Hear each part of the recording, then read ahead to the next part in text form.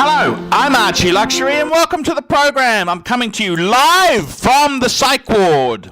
That's right, the rubber room. Okay, today we're doing viewer emails. First email in is from Domingo. Hi Archie, I wanted to know if it's a good idea to collect vintage Datejust and what are your top 3 steel sports watches? Collect vintage Datejust. Look, Datejust themselves, they were the most popular Rolex of all time. The collectability is nowhere near as good as a Submariner GMT. However, if you're going to collect vintage Datejust, go in for original minters. There will always be a market for original minters.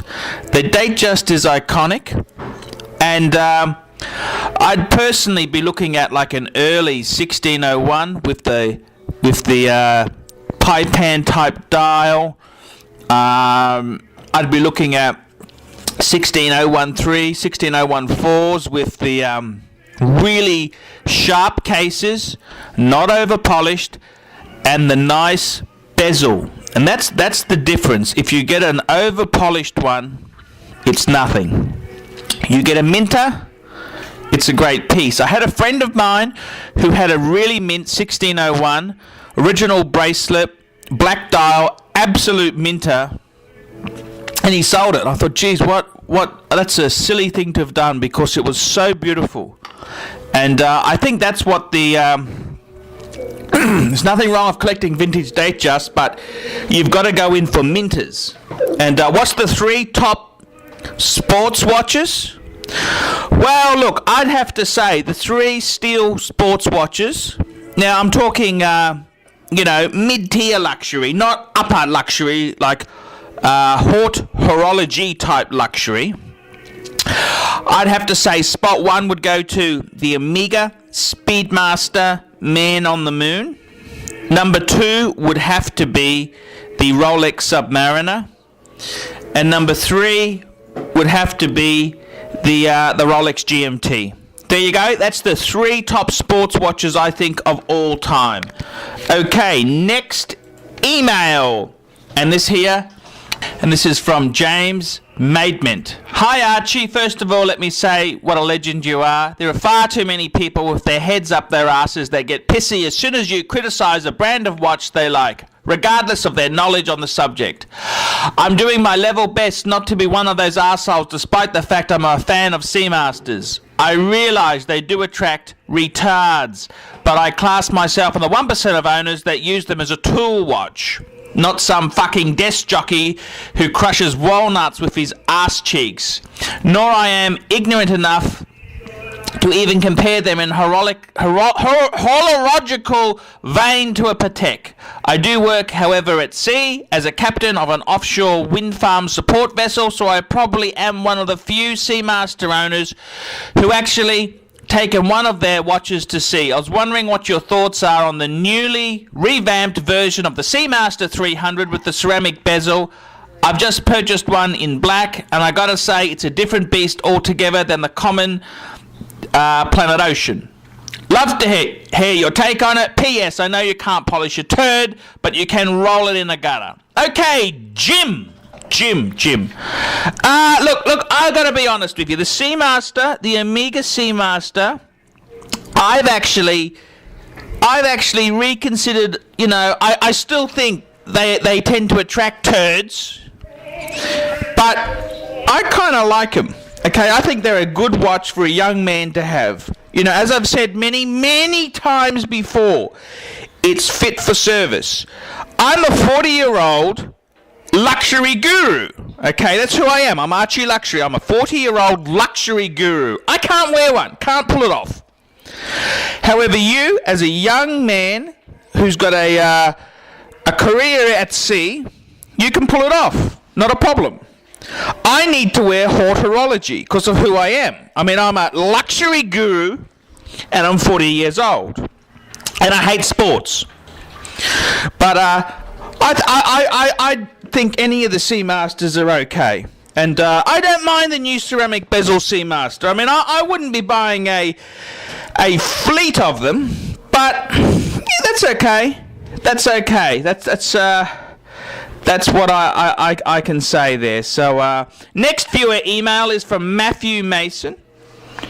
And Matthew Mason, he's a bit of a fan of the channel there. We had a bit of a run-in with Matthew Mason, but things have improved. Hi Archie, I have some suggestions for the channel. Number 1, more salesman gone bad stories. Number 2, more discussions of how retail is for suckers. Number 3, more watch-wearing wanker segments. Number 4, any real-life Archie stories. I adore these videos, and I'm sure I'm not the only one, so I'm sure they'll do well by making them. Archie Undercover are fantastic too. Well, thanks Matthew, but I gotta say this. These stories are all real. And I can't just pluck them out of my ass. They've got to come to me. So I am working on that, and thanks for your comments. So, you know, when I think of an angle, I'll put them out there, but I don't want to flood the market. I'm not just a commercial prostitute who floods what sells. You know, I make these videos because I want to talk about them. And I've got an email in here from Patrick Riedel. Dear Archie, how are you? My name is Patrick. I live in Montana, and my website is www.prorover.com. I'm looking for a watch to best express myself, and I desperately need some sound advice.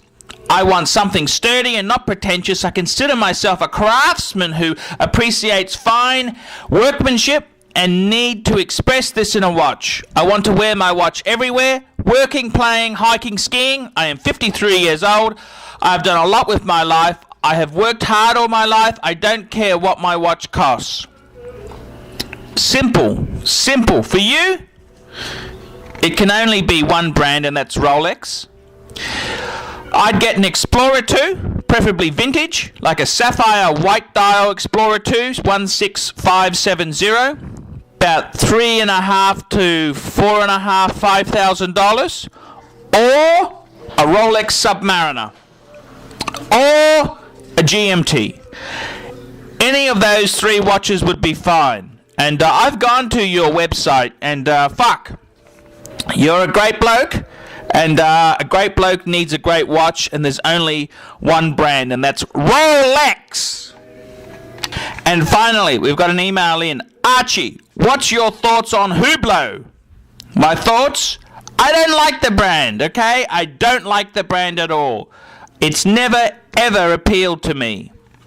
Next email. Archie, I'm a huge IWC fan. Why don't you mention that brand on your channel?